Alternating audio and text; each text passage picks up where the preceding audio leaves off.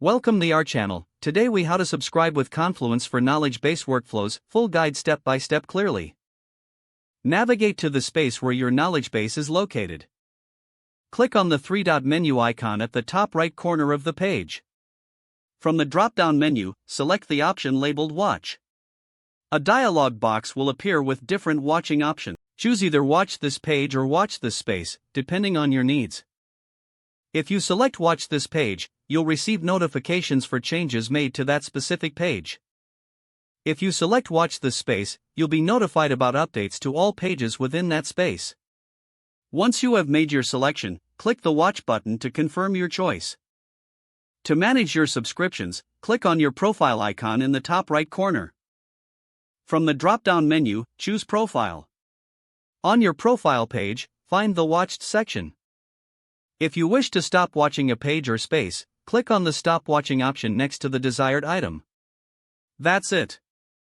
You are now set up to receive notifications for your selected knowledge base workflows in Confluence.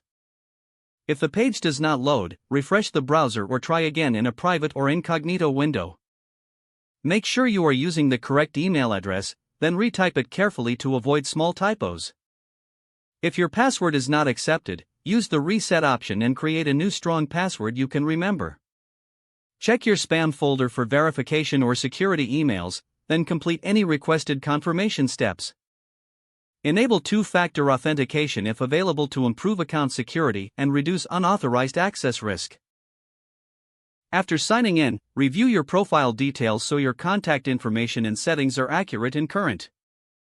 If you see an error message, note it down and try again after restarting your device and internet connection. Log out when you finish, especially on shared devices, to keep your account and payment information secure. If the page does not load, refresh the browser or try again in a private or incognito window.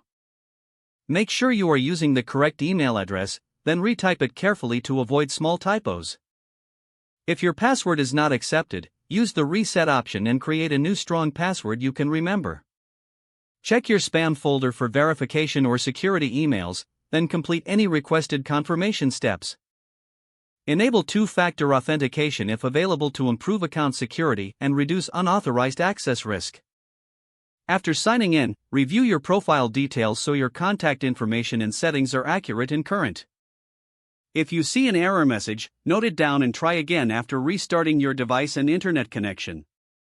Log out when you finish, especially on shared devices, to keep your account and payment information secure. Don't forget to like this video and subscribe to our channel for more step-by-step tech guides.